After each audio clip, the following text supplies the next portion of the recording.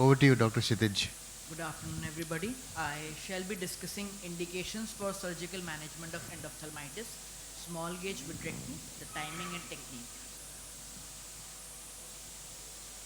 The endophthalmitis vitrectomy study conducted in 1995 recommended that routine immediate vitrectomy is not necessary in patients with better than light perception vision at presentation, but is of substantial benefit for those who have light perception only vision. 5 minutes and go.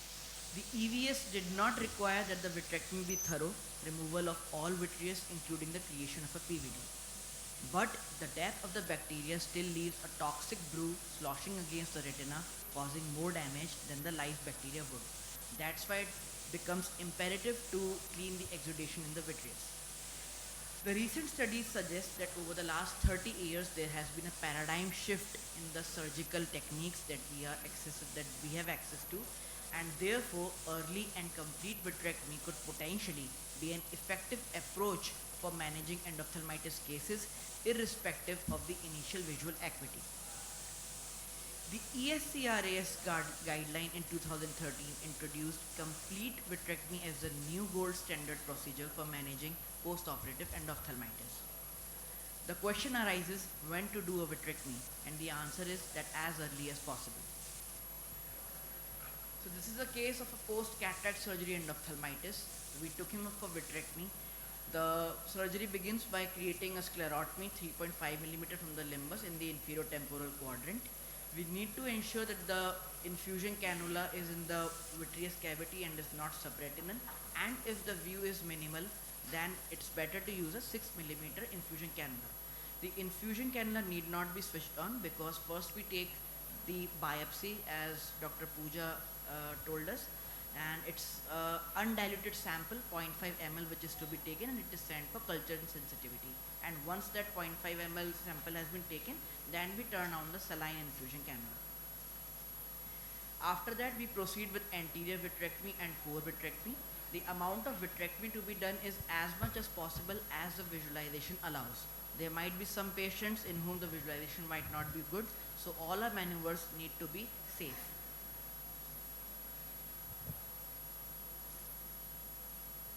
Most of the patients have a pre-existing posterior vitreous detachment, and our attempt to create a PVD should be very gentle.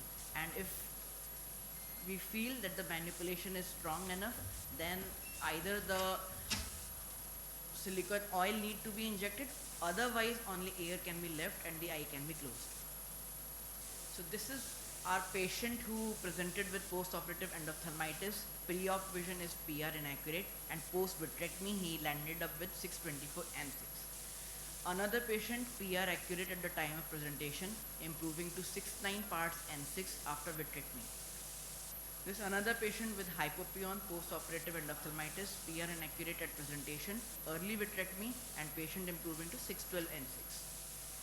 The choice of tamponade after performing a vitrectomy in patients with endophthalmitis should be decided individually at the discretion of the vitreoretinal surgeon. If you feel that the manipulation hasn't been too much, then we can leave it either with just the saline or with fluid air exchange. And if we feel that there has been a lot of manipulation and there is chance of recurrence, then it is better to inject silicone oil, because silicone oil not just provides tamponade but also acts as an anti-inflammatory agent inside the eye. So in certain cases there is a fibrinous membrane over the pupil which precludes the view of the posterior segment. So in such cases it's imperative that you make a side port, maintain the anterior chamber either a AC maintainer or just with viscoelastics, and peel off the membrane either by using a Utrata, or it is easier using a max strip or end grasping forceps of the retina. And once the view of the anterior segment is clear, we can proceed with vitrectomy.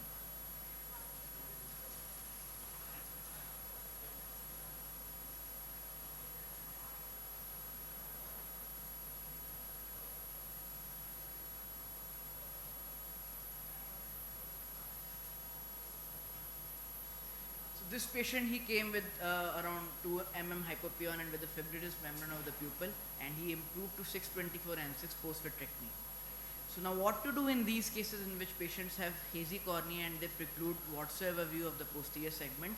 So we are left with no choice than to do a tap and inject. We make a single sclerotomy in the superior temporal quadrant for the right eye and superior nasal quadrant for the left eye, and we do a AC wash using either saline or viscoelastic, and here we can see that as the intraocular pressure starts increasing, the iris pops out from the Ficker wound. So here we start doing a vitreous tap. Many a times it is possible to view the vitreous cutter in the anterior hyaloid face, and that makes the procedure little more safe. And once you decompress the posterior segment slightly, the IOP lowers and the iris will go inside again. You finish off the AC wash, hydrate the incision wounds, and then inject intravitreal antibiotics to the same sclerotic site.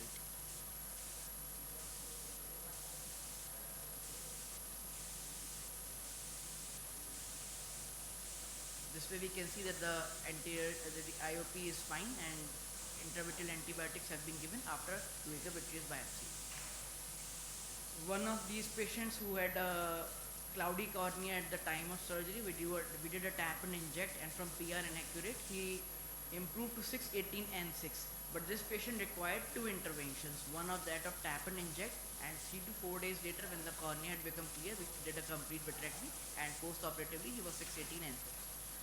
This is a young chap, 22-year-old boy, history of hospitalization for acute appendicitis, and 1 week later he came with diminution of vision in his left eye, PR accurate, and he had endogenous endophthalmitis, and surprisingly he had some amount of blood sticking to the anterior capsule of his lens. So we tried cleaning his anterior chamber, but keeping in mind that his lens was clear, I did not do too much of manipulation, and with whatever visualization that was possible, I did his anterior and core vitrectomy, and luckily his retina was healthy. PVD was already induced. I did a fluid air exchange.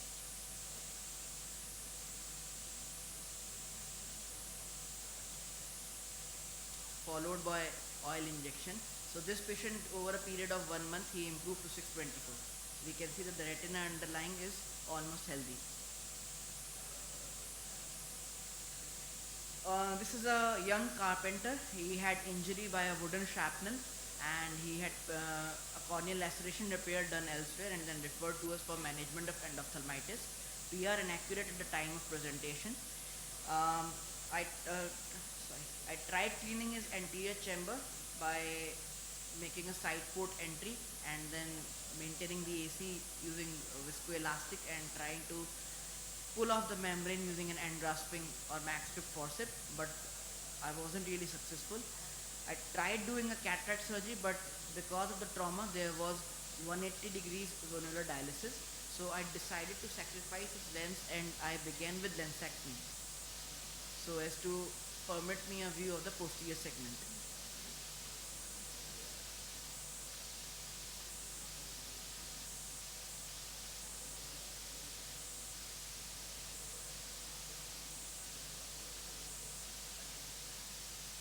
Once lensectomy was completed, it gave me a clear view, and after completion of anterior and core vitrectomy, luckily he had a healthy retina, and this chap has improved to 636 N80 and is still under treatment.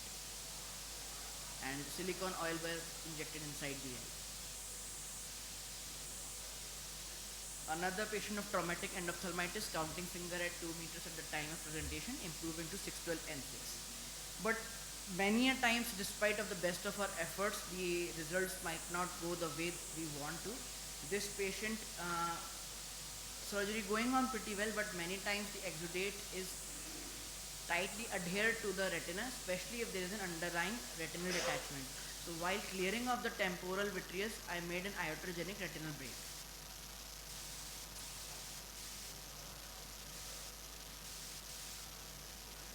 So here we need to realize that we should not be reckless and overzealous while doing vitrectomy, and all our movements should be guarded. Another patient, everything went well, but after cleaning the vitreous, what we found underneath was a non-viable retina, pale, ischemic, occluded blood vessels, and multiple large tears. So in such cases, you can't do anything rather than injecting silicone oil. Another disappointing case, 76-year-old female, diabetic, and had history of admission in the hospital for acute pyelonephritis, immunocompromised, diminution of vision in both eyes for 2 weeks, both eyes PR inaccurate. We diagnosed her with bilateral endogenous endophthalmitis, and I took her up for bilateral simultaneous pars plana vitrectomy under extremely guarded visual prognosis. But unfortunately, we could not provide any visual benefit to the patient, and the only relief we could provide to the patient was that of relief in pain. Thank you.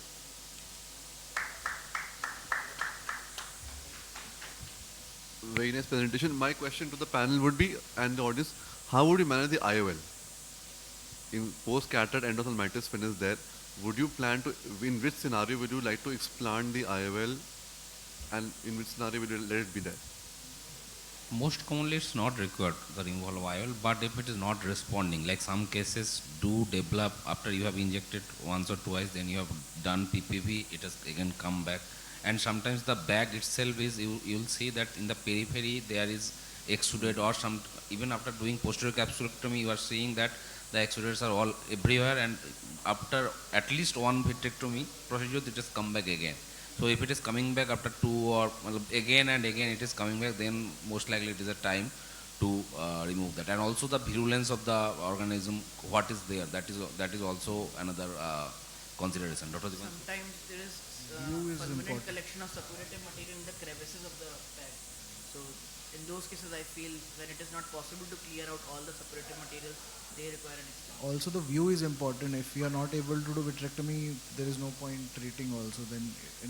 So we need to have a good view, and if lens is obscuring that, or bag exudates are obscuring that, maybe we can remove the lens and later on do a secondary IOL and do a good visual rehabilitation.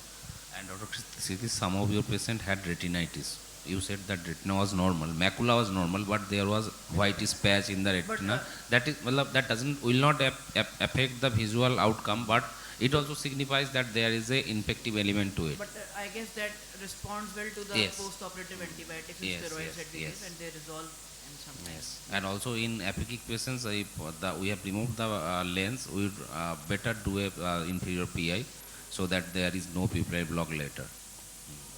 Exactly. I think you are using silicone oil, so if in case PI is not done, maybe it will lead to secondary glaucoma. Dr. Pooja has a comment. Yeah, before attempting to remove the IOL, like sir said, multiple times the exudates are coming back. Certain papers say you can inject vancomycin in the capsular bag. You can attempt that just before jumping to removing the IOL. Thank you. Any question from the audience? If the patient has a multifocal IOL, it could possibly happen. End of can still happen in multifocal lenses, but what will you later on, if there's some amount of CME? Actually, in multifocal IOL, there is a misconception that retinal surgery is difficult. Mostly PPP, endovitrectomy or retinal detachment will not be difficult. If you are doing macular hole or ILM peeling or some very fine work in the posterior pole, then it might be a little difficult, but other than that, that is not a, and the management or IOL removal will not depend on IOL type whatsoever. It will depend on the clinical features which are there. And definitely, if some surgeon do not have the facility to treat such patient, refer them early, take your personal care, call the patient, call the doctor who will treat, and show the patient that yes, I am trying the best for you. These are not in our hands. Tell them that this happens even in USA, even in the more people with maximum resources, they have this, and we do have treatment, but many people do not gain vision, and I'll do my best, whatever best is in my hand. I'll try to manage the best possible outcome for you, and I am personally calling this doctor, and I have told you that you will come and he will take care of you. Thank you very much.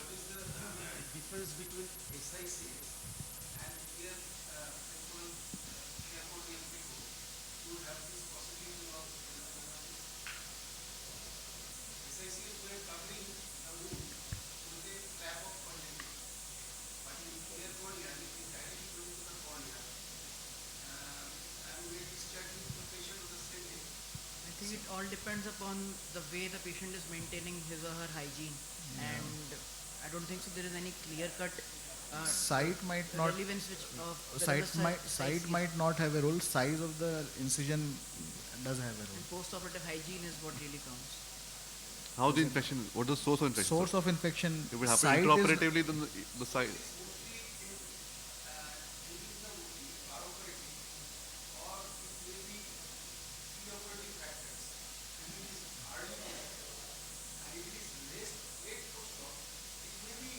If the source is pre-operative or intraoperative, then it could happen either in a phaco or in a SIC. Same, sir. There is no difference reported in either. The differences are reported, but it is not convincing. Like there is, as of now in clinical practice, we do not see like this SICS is having more or PECO is having more. This doesn't like work like that. But definitely, if there is wound leak, there is iris in the wound, vitreous in the wound, if in both the scenario, then these cases are at high risk. And patients with PCR have a high risk of endophthalmitis, which has been proven by many studies. And also Aravind Eye Hospital, they had huge data around 6 or 12 million eyes. They showed that even if you do just inject intracameral moxifloxacin at the end of surgery, it definitely reduces endop. So this is one intervention which all of us can do, and it is very easy. Just you take preservative-free Vigamox or moxifloxacin and inject it in the intracamerally before closing. How many of? Sir, it is like you can take preloaded are available, and also if you are preparing for Vigamox, you can give 0.5 to 0.05 to 0.1 in the intracameral. Dr. Dipanshu will be covering this next upcoming presentation.